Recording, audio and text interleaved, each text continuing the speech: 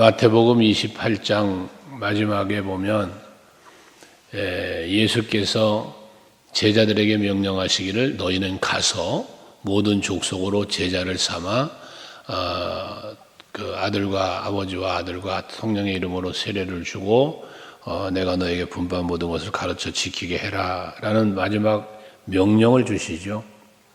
근데 그 명령을 주실 때 19절에 보면 하늘과 땅의 모든 권세를 가지신 이가 가라사대라고 말씀을 합니다. 예수 그리스도를 일컬어 하늘과 땅의 모든 권세를 가지신 이로 말씀하고 있습니다. 우리가 여호와 하나님을 믿는 믿음 안에는 창조주 하나님이 믿음의 시작이죠. 창세기 1장 1절에 태초에 하나님이 천지를 창조하시니라 말씀하시니 우리가 하나님께서는 천지 만물을 창조하신 분이라는 사실을 믿는 것이 하나님에 대한 믿음의 시작입니다.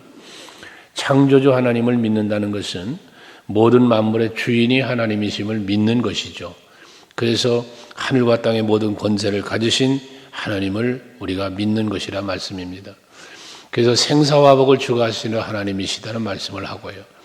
이처럼 모든 권세를 가지신 하나님께서 세상에 있는 모든 권세조차도 하나님이 세우시고 하나님이 관리하고 계신다는 사실을 말씀하고 있습니다. 나라의 왕을 세우고 또 오늘날의 대통령을 세우고 하는 것도 하나님의 주권의 섭리 속에서 이루어지고 있다라는 것을 말씀하고 있는 겁니다. 그 나라가 흥하느냐 망하느냐 하는 그 모든 흥망성쇠가 하나님의 주권 속에 있음을 말씀하는 거죠. 그래서 이스라엘의 역사를 보더라도 유다 민족의 역사와 북이스라엘의 역사를 보더라도 하나님께서 왕을 세워 가시는 걸 보면서 그 나라를 흥하게 하실 왕과 망하게 하시는 왕을 세워 가시는 걸 보지 않습니까? 이것처럼 하늘과 땅의 모든 권세는 하나님께 있다. 그런 의미에서 2절에 보면 권세를 거스르는 자는 하나님의 명을 거스름이니라고 말씀을 해요. 세상의 권세자들에게도 우리는 세상적인 것은 따라야 할 것을 말씀하는 겁니다. 그러니 세상 권세도 왜 하나님이 세운 것이기 때문에 그런 것입니다. 우리가 현대에 와서 정당, 민주주의의 정당이 있기 때문에 그 정당을 따르는 것 때문에 반대도 하고 그럽니다만은 이미 세워지기까지야 다툴 수 있고 분쟁할 수 있고 대결할 수 있지만 이미 세워진 후에는 우리가 따르는 것도 하나의 국법입니다. 그런 의미에서 오늘 성경에서도 말씀하는 것이 바로 그런 부분인데 우리는 하늘과 땅의 모든 권세를 가지신 이께서 세워가시는 이 땅의 권세자들에게도 우리는 따라야 할 것은 따라야 한다는 걸 말씀하고 있는 것이에요. 그러면서 3절에 보면 다스리는 자들은 선한 일에 대하여 두려움이 되지 않고 3절에 악한 일에 대하여 두려움이 된다는 일을 말하고 있는데 이건 뭡니까? 선과 악을 구별해서 다스리는 권세를 그에게 주었다는 것이거든요. 그러므로 악에 대해서는 심판이 있고 악에 대해서는 반드시 그 응징이 있으니까 두려워해야 될 일이고 선에 대해서는 칭찬을 받을 만한 일이라는 것입니다. 그렇게 보면 세상의 권세자들도 두 가지는 분명하게 하는 거죠. 악에 대한 보응이 있고 선에 대해서는 칭찬해서 상을 주기도 하지 않습니까? 이게 세상 권세자들이 하는 일인 것입니다.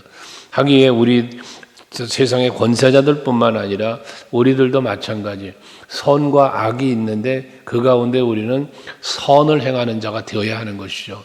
악을 악으로 갚지 말라고도 앞에서 우리가 말씀을 묵상했던 것처럼 우리는 선으로 악을 이기는 자가 되어야 한다고 그러잖아요. 이유가 무엇입니까? 악의 결과는 심판이고 멸망이지만 그러나 선의 결과는 칭찬이요 상급이기 때문에 그런 것입니다.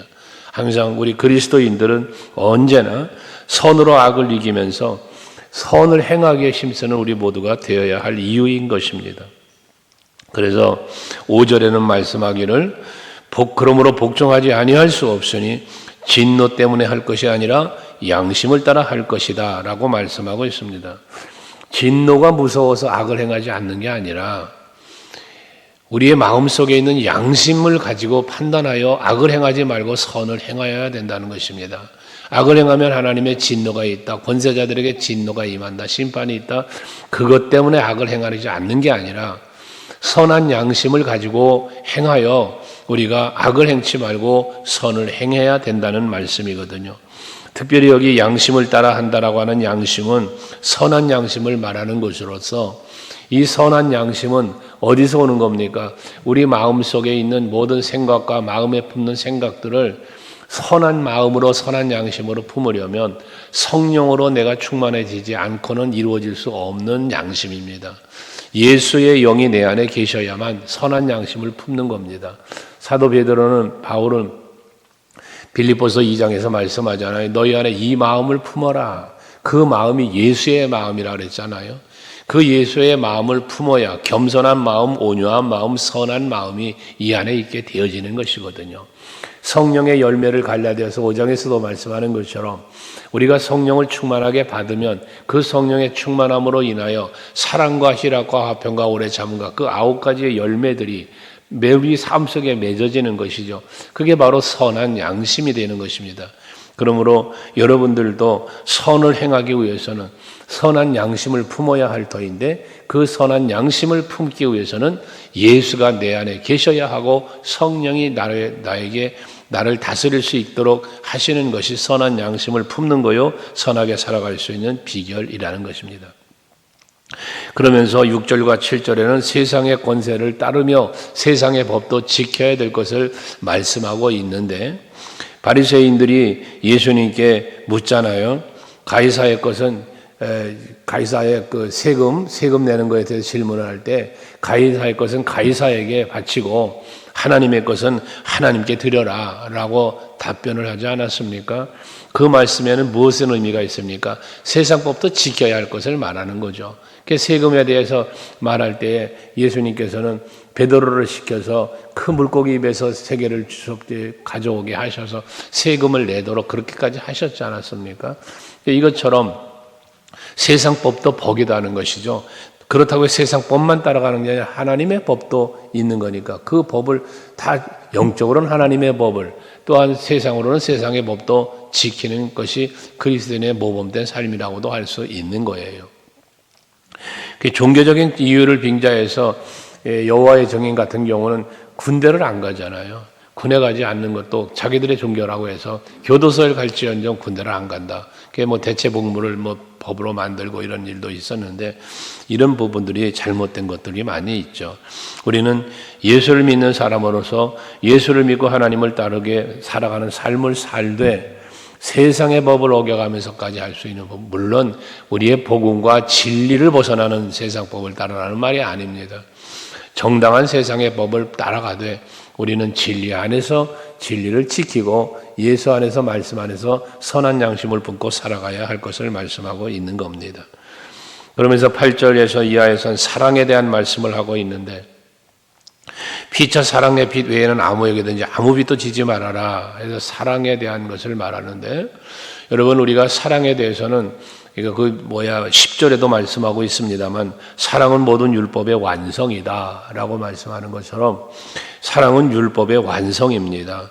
그래서 예수께서도 마태복음 5장에 보면 예수께서 오신 목적에 대해서 인자가 온 것은 율법을 폐하러 온 것이 아니라 율법을 완전하게 하기 위해서 왔다라고 말씀을 하시잖아요.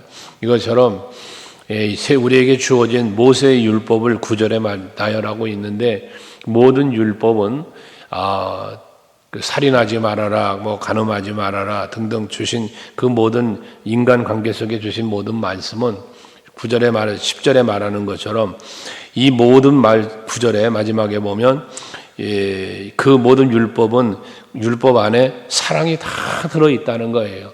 사랑이 있으면 살인하지 않을 것이요, 사랑이 있으면 도둑질하지도 않을 것이고, 사랑이 있으면 간음하지도 않을 것이고, 이웃을 사랑한다면 이 율법은 당연히 지키게 된다는 이야기를 하시는 거죠. 그러므로 우리는 서로 사랑하되 진정한 사랑을 가지고 율법 정신으로만이 아니라 율법을 완전케 하시는 예수의 사랑을 가지고 우리가 서로를 사랑할 수 있는 마음을 품어야 된다는 거예요. 어떤 사람이 예수님께 찾아와서 묻잖아요. 어떻게 해야 영생을 얻겠습니까? 할 때 예수께서 율법을 지켜야 할 것을 말씀하잖아요. 그랬더니 이건 다 지켰다잖아요. 그때 누가 보면 네가 한 가지 보역한 것이 너에게 있다 라면서 내 소유를 다 팔아서 이웃을 도와주고 그리고 너는 나를 따라와라. 그게 너가 영생을 얻는 길이라는 사실을 말씀한 거죠. 그때 그 청년은 어떻게 합니까? 재물이 많은 연고로 근심하면서 돌아갔다잖아요. 영생도 얻고 싶고 재물도 포기하고 싶지 않고 이 두 마음이 그 안에서 있었기 때문에 그런 일이 벌어진 것이죠. 여러분, 우리의 진정한 사랑은 율법을 지키는 것으로서만이 아니라 율법을 초월할 수 있는 그런 사랑이 우리에게 있어야 할 것입니다. 그래서 예수께서는 요한복음 13장에서 말씀하신 것처럼 내가 너희를 사랑한 것 같이 너희도 서로 사랑해라 라고 말씀을 할 때 내가 너희를 사랑한 사랑이 어떤 사랑입니까? 바로 자기의 모든 것을 다 버리신 사랑이잖아요. 높은 보좌 버리셨고 자기 생명 버리셨고 모든 걸 버리신 분이세요. 사랑 때문입니다. 그래서 예수 그리스도의 십자가로 우리를 향한 자기 사랑을 확증하셨다는 표현까지 로마서 5장 8절을 말하고 있는 것 아니겠습니까? 우리가 서로를 사랑하되 바로 그런 마음으로 나를 희생하고 나를 헌신하면서까지 사랑할 수 있는 이 사랑, 그것이 바로 오늘 이 본문에서도 말씀하고 있는 사랑이라는 것 기억하시고 서로를 사랑하며 사시기를 바랍니다. 11절 이하에는 마지막 때를 잘 준비해야 될 것을 말씀하고 있습니다. 거기 보면 이 시기를 알거니와라고 말씀하고 있고 자다가 깰 때가 되었다고 말씀합니다. 때를 말씀하고 있는데 시기와 때를 말씀하죠. 여기서 말하는 시기와 때는 예수님의 재림의 때를 말하는 것입니다. 지금 우리는 성령 시대를 살고 있고 예수 그리스도의 재림을 기다리고 있는 우리들입니다. 그러면 주 예수의 다시 오심인데요. 이것이 주 예수의 다시 오심이 언제냐? 그때와 그 시기는 아무도 알 수 없다. 예수께서 말씀하신 것처럼 그때와 그 시기 아무도 알 수 없게 예수님은 다시 오신다는 것이거든요. 왜 그 시기와 왜 그때를 알려주지 않았을까? 알려주지 않는 이유가 어디에 있겠습니까? 항상 깨어 근신하며 기도하라고 하시는 말씀의 의미 아니겠습니까? 그러나 분명한 것은 예수께서는 그 때와 시기에 대한 징조를 가르쳐 주셨습니다. 마지막 때가 되면 이런 일이 있을 것이다 라며 징조를 알려주셨습니다. 그래서 우리는 그 징조를 볼 수 있어야 된다는 것이죠. 징조라는 것은 무엇입니까? 하나님께서 보여주시는 것입니다. 그러니까 이러한 일이 있으면 예수님이 다시 오신다는 거거든요. 근데 거기서 예수님께서 말씀하신 것들이 뭐예요? 전쟁과 기근과 여러 가지 일들을 말씀하셨지 않았어요? 그런 일이 있으면 주님이 오신다는 거예요. 그러면 예수께서 말씀하신 내용들을 가만히 생각해 보십시오. 그 일이 요즘에 있습니까? 오랜 역사 속에 있었습니다. 기근도, 지진도, 재앙도, 전쟁도 오래전부터 지금까지 이어지는 것입니다. 역사 속에 보면. 그런데 예수님은 아직까지도 안 오셨거든요. 그럼 무엇을 의미합니까? 오늘날도 보면 얼마나 여기저기서 지진이나 재앙이나 전쟁이나 얼마나 이런 소식들이 많이 있습니까? 예수님의 이 교훈 속에는 뭐가 들어있습니까? 바로 오늘이라도 올 수 있다는 사실을, 언제든지 주님은 오실 수 있다는 사실을 말씀해주고 있다는 것입니다. 그래서 우리는 주님의 오실 날이 가까워 있기 때문에 우리는 12절에 말하죠. 밤이 깊고 낮이 가까웠으니 그러므로 우리가 어둠의 일을 벗고 빛의 갑옷을 입자라고 말씀을 하는 겁니다. 여러분, 하나님의 심판을 보시면 노아 홍수 때도 그랬고 소돔성의 멸망의 때도 그랬고 역사 속에 이스라엘 백성들을 하나님이 진노하셔서 심판하실 때도 그랬습니다. 항상 죄가 원인이었습니다. 그러니까 전쟁이나 기근이나 뭐 이런 여러 가지 징조들도 있겠지만 가장 핵심은 무엇입니까? 죄가 가득할 때 하나님은 심판하셨다는 원리를 생각해 보시면 주님 오시는 날도 마찬가지가 아니겠느냐는 것입니다.